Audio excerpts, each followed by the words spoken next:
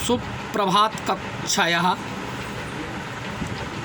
हम पढ़ा रहे हैं आपको संस्कृत शिक्षण की पाठ्य योजना पद्य की, हिंदी गद्य, हिंदी पद्य और हिंदी व्याकरण की पाठ्य योजना हम आपको पढ़ा चुके हैं यूट्यूब चैनल के माध्यम से।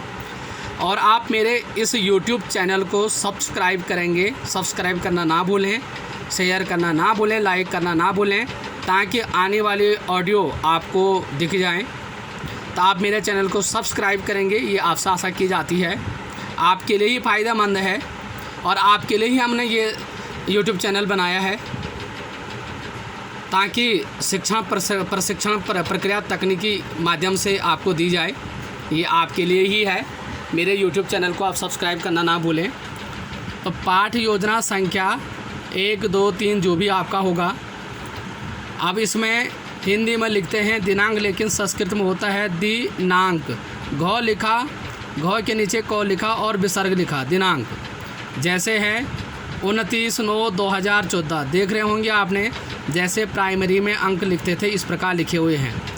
नाम दिनांक के आगे विसर्ग, नाम नाम मह म के आगे विसर्ग, राकेश नथवाल। विद्यालय, विद्यालय के आगे विसर्ग, विद्यालय। राजकीय इंटर कॉलेज लंगाशु। विषय, विषय के आगे विसर्ग तब हुआ विषयो। संस्कृतम म के म हलंत। उप विषय के आगे विसर्ग तब पढ़ा जाएगा उप विषय हो। पद्यम म हलंत, हलंत का अर्थ होता है इस प्रकार की डंडी। प्रकरणम, प्रकरणम म हलंत। और प्रकरण तब लिखते हैं जब प्रस्तावना प्रश्न निकलता है, लेसन प्लान में भी रेखांकित करते हैं, श्याम पट पर भी रेखांकित करते हैं। अब इसके बाद आता है कक्षा।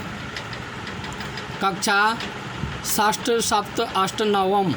नवम म हलंत। कालांश प्रथमा, द्वितीया, तृतीया, चतुर्थी, पंचमी। तो कालांश है द्वितीया। अवधि 40 मिनट। और ध्यान रखेंगे आप लोग पता नहीं कहाँ से उतार रहे हैं, इस प्रकार नहीं लिख रहे हैं। हमने 3 कॉलमों में इसको बांटा है। ऐसे ही आप श्याम पट पर भी लिखेंगे, अपने लेसन प्लान की कॉपी में भी लिखेंगे। जैसे प्रथम वाले में दिनांक, नाम, विद्यालय, दूसरे में है विषय, उप विषय, प्रकरण, तीसरे वाले में है कक्षा, कालांश, अवधि। ऐसे ही आप लिखेंगे, चाहे हिंदी गद्य पद्य व्याकरण, संस्कृत गद्य पद्य व्याकरण। तो ये तो हो गया है दिनांक, नाम, विद्यालय, विषय, उपविषय, प्रकरणम, कक्षा, कालांश, अवधि। अब आता है सामान्योद्देश्यानि। हिंदी में कहते हैं हम सामान्य उद्देश्य, और संस्कृत में कहते हैं सामान्योद्देश्यानि, सामान्य उद्देश्य। आप अंक भी देख रहे होंगे 1 2 3 4 5 6 कैसे लिखे हुए हैं। आप इंग्लिश के अंक नहीं लिखेंगे। नंबर 1 है सामान्य उद्देश्य का, छात्रेषु संस्कृत काव्यम। संस्कृत स के ऊपर अनुस्वार, य के ऊपर अनुस्वार। संस्कृत काव्यम प्रत्यनुरुगोत्पादनम, म हलंत पूर्ण विराम। छात्रेषु संस्कृत काव्यम प्रत्यनुरुगोत्पादनम, पूर्ण विराम।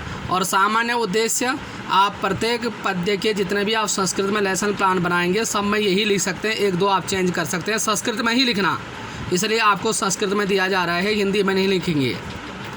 नंबर 2, छात्राणाम काव्यगत सौंदर्यानुभूत्ये अभिप्रेरणम, म हलंत पूर्ण विराम। छात्राणाम काव्यगत सौंदर्यानुभूत्ये अभिप्रेरणम, पूर्ण विराम।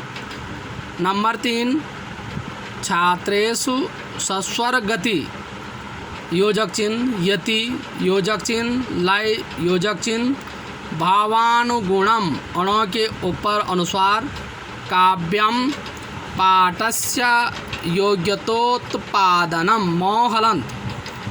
तीसरा है छात्रेषु सस्वर गति, अल्प योजक चिन्ह, यति, अल्प योजक चिन्ह, लय, योजक चिन्ह, भावानुगुणम, काव्य पाठस्य योग्यतोत्पादनम, पूर्ण विराम।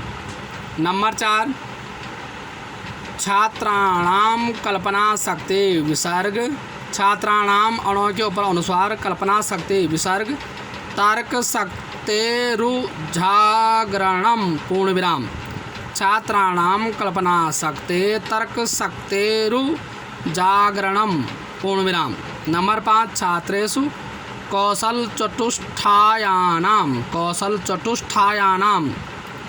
ना के ऊपर अनुस्वार श्रवण योजक चिन्ह वाचन योजक चिन्ह लेखन योजक चिन्ह पठनानाम ना के ऊपर अनुस्वार विकसनम मोह हलंत और हलंत किस प्रकार इस प्रकार इस डंडी पे और इस प्रकार पूर्ण विराम।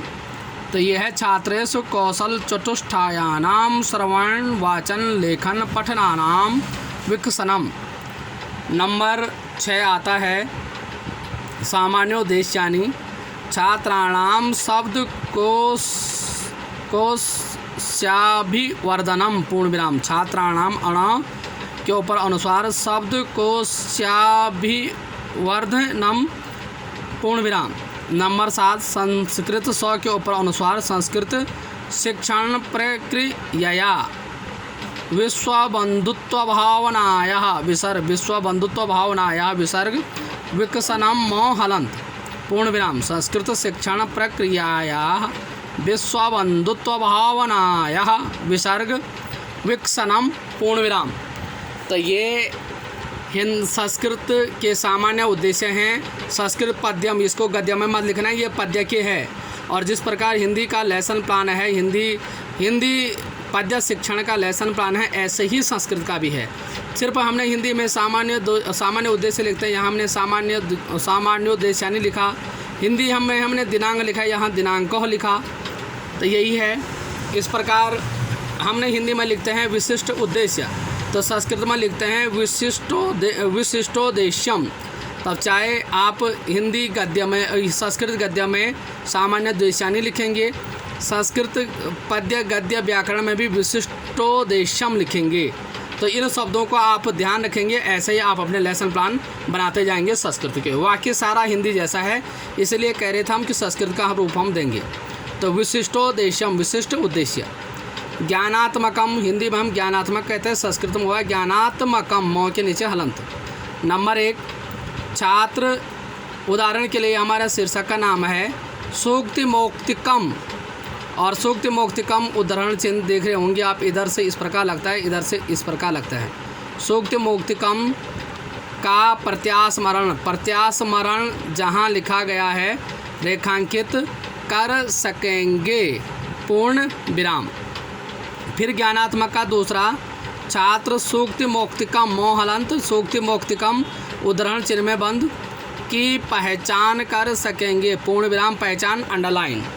इसी प्रकार बौद्धात्मकम, और हिंदी में लिखते हैं हम बौद्धात्मक, और इस संस्कृत में हुआ बौद्धात्मकम मोह हलंत का एक छात्र सूक्ति मौक्तिकम उदाहरण चिन्ह में शुरू उदाहरण चिन्ह में बंद मोह हलंत का अपने जीवन में संबंध स्थापित कर सकेंगे पूर्ण विराम, बौद्धात्मकम। नंबर 2 छात्र सूक्ति मौक्तिकम उदाहरण चिन्ह मोह हलंत मुद्रण चिन्ह में बंद के कठिन शब्दों का अर्थापन कर सकेंगे, और अर्थापन रेखांकित कर सकेंगे पूर्ण विराम। जैसे हिंदी में था ज्ञानात्मक बौद्धात्मक, ऐसे ही संस्कृत में भी है। सिर्फ विशिष्ट उद्देश्य हमने लिखा, यहाँ विशिष्टोद्देश्यम है। संस्कृत में आप ध्यान रखेंगे बौद्धात्मक हिंदी में लिखते हैं, संस्कृत में बौद्धात्मकम होगा। फिर अनुप्रयोगात्मक हम हिंदी में लिखते हैं, संस्कृत में अनुप्रयोगात्मकम मोह हलंत। तो इस प्रकार अनुप्रयोगात्मकम में नंबर पहला पॉइंट है, और नंबर 1 2 भी आप 1 2 अंक कैसे लिखे हैं आप देख सकते हैं। और अनुप्रयोगात्मकम का नंबर 1 छात्र सूक्ति मौक्तिकम उदाहरण चिन्ह शुरू उदाहरण चिन्ह बंद सूक्ति मौक्तिकम मोह हलंत का निष्कर्ष निकाल सकेंगे पूर्ण विराम, और निष्कर्ष अंडरलाइन रेखांकित। इसी प्रकार दूसरा है अनुप्रयोगात्मकम का छात्र सूक्ति मौक्तिकम उदाहरण चिन्ह शुरू उदाहरण चिन्ह बंद मोह हलंत सूक्ति मौक्तिकम के आधार पर परिकल्पना का निर्माण कर सकेंगे। जहाँ परिकल्पना का निर्माण परिकल्पना लिखा गया है, परिकल्पना को आप रेखांकित करेंगे। इस प्रकार ये आपका संस्कृत का लेसन प्लान बन रहा है। सेम संस्कृत हिंदी जैसा ही है। अब आता है सर्जनात्मकम, सर्जनात्मक का, और हिंदी में हम सर्जनात्मक कहते हैं, संस्कृत में सर्जनात्मकम। मौ हलंत नंबर 1, 2, 3 प्राइमरी जैसे अंक हैं। छात्र सूक्ति मौक्तिकम, सूक्ति मौक्तिकम क्यों आया? क्योंकि शीर्षक का नाम है। उद्धरण चिन्ह शुरू, उद्धरण चिन्ह बंद। के कठिन शब्दों का विश्लेषण कर सकेंगे, पूर्ण विराम विश्लेषण रेखांकित। नंबर 2, छात्र सूक्ति मौक्तिकम, उद्धरण चिन्ह शुरू, उद्धरण चिन्ह बंद, के आधार पर मूल्यांकन कर सकेंगे, मूल्यांकन रेखांकित, या के ऊपर अनुस्वार। नंबर 3, छात्र सूक्ति मौक्तिकम, ये देख रहे होंगे आप, उद्धरण चिन्ह शुरू और उद्धरण चिन्ह यहाँ पर बंद। सूक्ति और मौ हलंत के कठिन शब्दों के ऊपर अनुस्वार का प्रयोग करके नए वाक्यों का निर्माण कर सकेंगे। नए वाक्यों का निर्माण में आप रेखांकित करेंगे, काले पेन से करेंगे, लिखने के लिए नीले पेन से और रेखांकित काले पेन से अच्छा जमता है। तो इस प्रकार इसका आप ध्यान रखेंगे। और सिर्फ आप हैंड राइटिंग जिसकी सही नहीं है वो लाल पेन और हरी पेन का प्रयोग नहीं करेंगे, बल्कि कॉपी को आकर्षक बनाने के लिए आप किसी भी पेन का प्रयोग कर सकते। जैसे हमारा देख रहे होंगे यहाँ काले पेन से लिखा है तो नीले पेन से लिखा है, फिर अंडरलाइन हमने काले पेन से किया है, अंडरलाइन फिर हमने देख रहे होंगे आपने आपको अंडरलाइन हमने काले पेन से किया है। तो ये आप इसका ध्यान रखेंगे। आज का इतना ही, और पुनः आप मेरे चैनल को आप सब्सक्राइब करना ना भूलें और शेयर करना ना भूलें, लाइक करना ना भूलें, और आप मेरे चैनल को सब्सक्राइब ज़रूर करेंगे ताकि आप मेरे सभी वीडियो को